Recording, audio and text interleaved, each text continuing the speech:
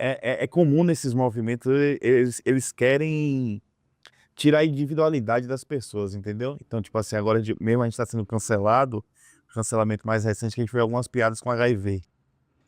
Não peguei essa. É muito recente agora. Aí um influencer que ele, pô, ele faz conteúdo especializado nisso e tal, ele, de certa forma, é a pauta dele, ele monetiza também em cima disso. Aí ele começou saiu no Mídia Ninja, o vídeo da gente fazendo piada lá, eles tiram de contexto e dizem que a gente tá desinformando. Cara, eu não tô nem informando, nem desinformando, tô Tô fazendo só piada. fazendo piada, né, do tipo, o É, pessoal tá me dando muita importância, né. exato, você tá levando a sério o discurso do palhaço. É isso, você tá levando a sério o discurso, tá problematizando piada. E aí muitos comentários eram assim, tipo: "Que absurdo, 2 homens pretos e não sei o quê, e não sei o quê. Vocês estão envergonhando nós". Eu não tô envergonhando ninguém, irmão. Não é só porque a gente é negro que eu falo por você, você fala por mim não, eu não sou zumbi, já começa daí, entendeu? No caso, quando eu vejo nesse cancelamento com HIV, as pessoas queriam falar de uma forma como se você tivesse que aceitar, como se ter HIV fosse quem você é, que é uma você é infectado, é diferente do autismo que você nasce com, ou você tem uma síndrome, né, Uhum. você nasce com a Você síndrome. nasce com essa condição. Eu vejo um caminho dessas militâncias de dizer assim: "Ó, sua deficiência ou seu transtorno ou sua síndrome é parte de quem você é", sacou? É meio que reduz a pessoa àquilo ali, só que olhando de pai, por exemplo, o meu interesse sobre esse assunto é porque eu tenho uma criança de 2 anos em casa, outra de 6 meses. Então, assim, como é que conversa? Porque eu imagino que deve quando você teve o diagnóstico do seu filho, você deve ter tido algum temor, né, você: "Poxa, sei lá, como é que eu vou conviver? Como é que eu vou incluí-lo na sociedade? Será que ele vai sofrer com isso? Será que ele não vai Sim, sofrer?". totalmente. Então, o pai naturalmente quer excluir o filho de dor. Todo pai quer isso, seja qual for. Então, assim, como é que conversa sobre isso? Porque o politicamente vai de correto, você não pode questionar. Mas o pai, honestamente, vai falar assim: eu queria que meu filho não tivesse isso. Parece dura essa palavra, mas não é crueldade que você quer mostrar. É só, eu imagino que eu, como pai, por exemplo, se Deus colocasse, ou se Deus colocar isso na minha vida, eu vou lutar pelo meu filho e vou amá-lo, e o amor não vai mudar em nada. Mas eu acho que até o pai ignorante, assim, sem saber, a primeira coisa dele é falar assim: "Poxa, eu não queria que isso acontecesse com meu filho". Gente, essa é a maior verdade de todas. Para, é hipocrisia. Você vai constituir uma família. Ninguém casa e fala assim: "Ah, então tá, vou casar", aí você planeja o casamento, você planeja sua casa, aí meu primeiro filho então vai ser com autismo, daí o segundo sem Sim. paralisia cerebral e o terceiro bem cadeirante. Para! Puta hipocrisia do caralho, ninguém. E ainda tem aquela frase, porque assim: "Ai, você prefere, sei lá, menino ou menina?". "Ai, não importa, que venha com saúde". Então quer dizer, que não venha com nada dessas birosca que vai dar, assim, dor de cabeça. É uma realidade. Por quê? Porque a gente sabe que tudo isso traz dor. E não me venham com esse papo que do tipo assim: "Ai, o problema não é o autismo, o problema é a sociedade que não acolhe, que não sei o quê". Ai, meus ovo, tá. Porque você pode pegar um autista, por exemplo, você pode vamos supor que a gente tá em Nárnia, e aí a sociedade tá maravilhosa, todo mundo consciente, incluindo todo mundo, acessibilidade, você caminha pelas ruas, tem acessibilidade para cadeirante, sabe. Os materiais das escolas todos adaptados, todo mundo tem o PEI, né, o Programa Educacional Individualizado, tá todo mundo capacitado, todo mundo maravilhoso, nã e um autista vai ter uma crise, e pode ter uma crise severa. Por quê? Porque faz parte do autismo. Óbvio que você ter todas as acessibilidades, ter compreensão, não ter que enfrentar preconceito, ter empatia, isso facilita em absoluta a nossa vida, porque todas essas coisas aumentam o grau de dor e de desafios da nossa jornada. Mas isso não tira o autismo dele em si, porque muitas vezes a crise daquele indivíduo não vai depender de todas as questões externas. Às vezes é simplesmente por questões dele, desregulação dele. E não importa a bolha que você coloque aquele indivíduo. ele vai ter uma super crise de desregulação. Então não vem com essa de falar, o problema não é o autismo, o problema não é... Cara, é um puta problema, desculpa, isso não é capacitismo, isso é realidade. É óbvio que é duro para aquela pessoa. Aí fala, o problema não é a pessoa, o deficiente físico, deficiente visual, um cego e tal. Tá, pergunta para alguém que é cego se ele tivesse a oportunidade de voltar a enxergar. Ele se desafiou, ele fez, ele aconteceu. Óbvio que ele fez, ele aconteceu, ele conseguiu. A gente sabe que o cérebro é plástico. Mas, cara, é difícil pra caralho conseguir tudo isso. Eu acho que às vezes eu tenho a impressão de que se Jesus viesse nesse tempo, ele curasse alguém, de chamá-lo de capacitista. Não, é capaz Mas de dizer, ser. Não pode, você tem que aceitar. deixa o cego do jeito que Deixa como tá. Aí, cego porque você sabe que tem pessoas que criticam, por exemplo, tem um cientista maravilhoso brasileiro, chama Alisson Muotri.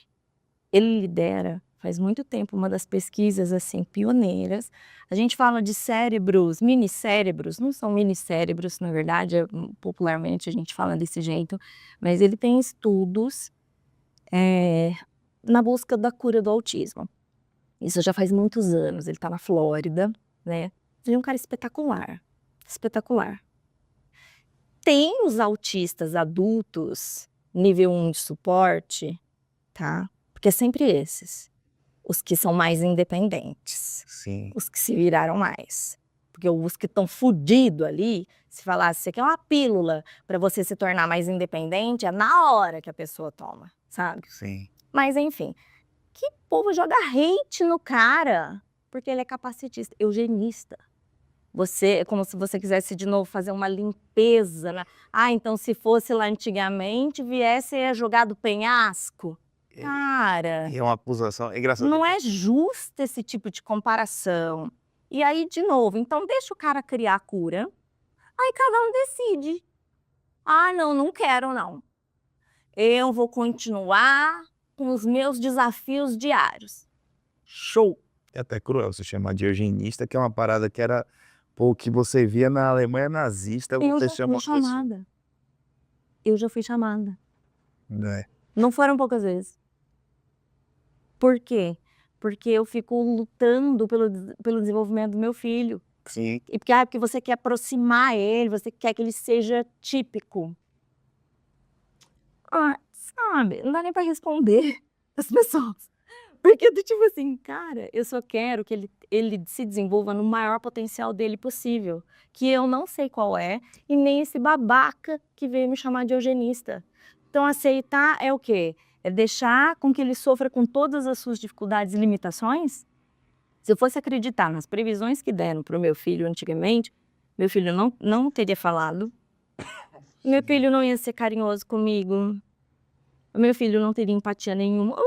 As previsões que foram feitas para mim lá atrás é que eu me recusei a acreditar nas coisas que eu ouvi e segui acreditando nele e no potencial dele. É como querer que o tetraplégico não volte a se movimentar, ou o paraplégico não volte a Exato, gente. Pô, é muita hipocrisia. E, de novo, então deixa as pessoas trabalharem em paz, aí eles acham a cura, a salvação, o que é que seja, e depois dá a decisão para a família e para o indivíduo. Então, é algo parecido com a comédia, só que, claro, bem menos nobre, né? Não tem uma atitude nobre de um pesquisador que está procurando uma cura, de um pai que está lutando por direitos, mas assim, cara, se eu fizer uma piada do paraplégico, tem um paraplégico que quer rir daquela piada ali, ele quer ouvir daquele assunto, daquela dor que ele passa, ele quer rir, mas às vezes até ele quer fazer piada sobre o assunto, mas o politicamente correto, ele meio que tira a individualidade, como a gente estava falando, ele deixa o pensamento uniforme e fala, não, você não vai rir desse assunto porque você é capacitista, você não vai rir porque...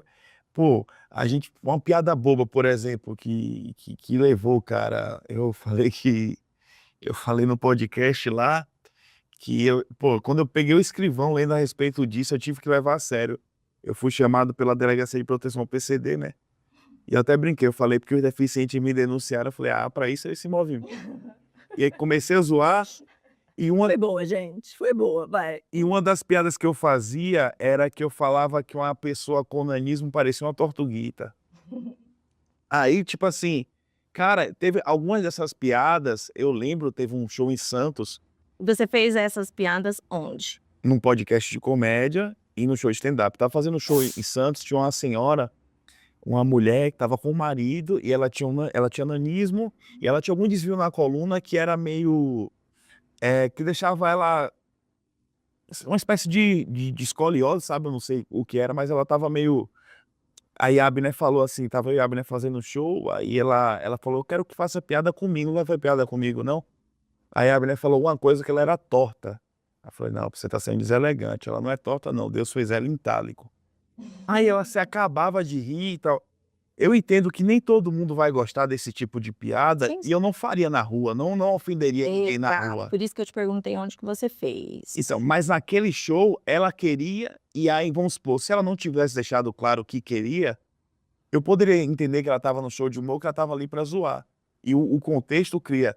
E a grande parada é que algumas pessoas, cara, elas querem tirar o contexto e, se elas ouvirem uma piada sobre autismo, elas vão automaticamente na cabeça delas achar que eu acho que essas pessoas são inferiores, que eu quero que essas pessoas não tenham o respeito na sociedade, que eu quero que elas não tenham lugar e que eu quero excluí-las, quando não é verdade. Isso é um recorte mentiroso da comédia, do contexto cômico e tudo mais.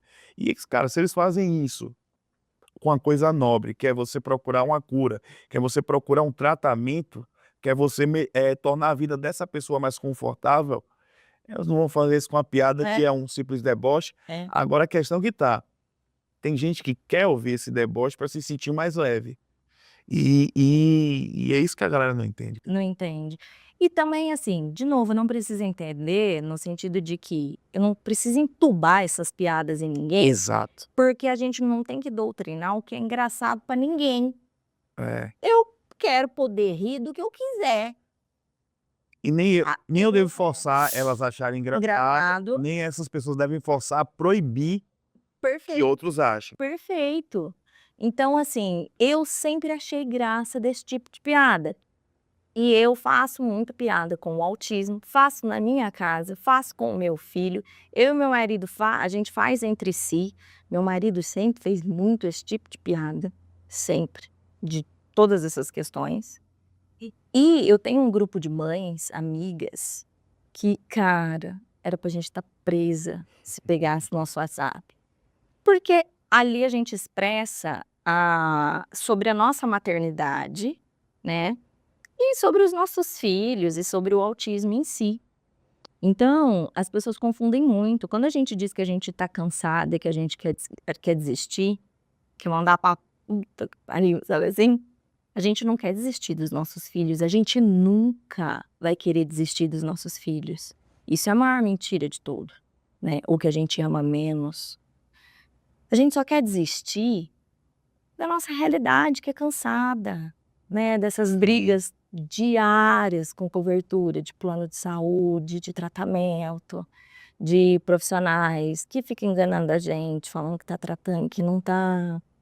Dessas crises, eventualmente, que a gente vivencia, dessa sobrecarga. É isso que a gente quer desistir. A gente quer desistir de uma exclusão social, de muitas coisas, de vivenciar lugares que a gente queria estar, mas que a gente não vai, porque sabe que vai ser uma puta de uma função, né.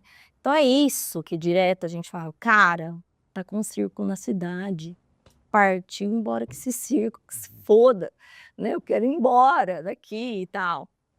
Mas, isso e a gente fazer graça e a gente fazer as nossas piadas, é o que mais me relaxa. É, só querer pegar aquele momento de frustração e transformar em riso, ainda que Em seja por um rir. minuto. Exato. Então eu, quanto mais nervosa eu tô com uma coisa, mais chateada e mais frustrada e mais fudida e desesperançosa, mais piada eu faço. Só que eu sei o ambiente que eu preciso fazer isso. Exato. No meu caso, eu não sou humorista, no meu caso, é com essas mães. Por quê? Se eu falar essas coisas no grupo minhas tias, ninguém vai rir, porque vai ficar meio que cri, tipo, em choque. Em choque. Elas não vivem a deficiência, no geral, como a gente vive ali no nosso dia a dia. Pra gente aquilo ali não é tabu, sabe?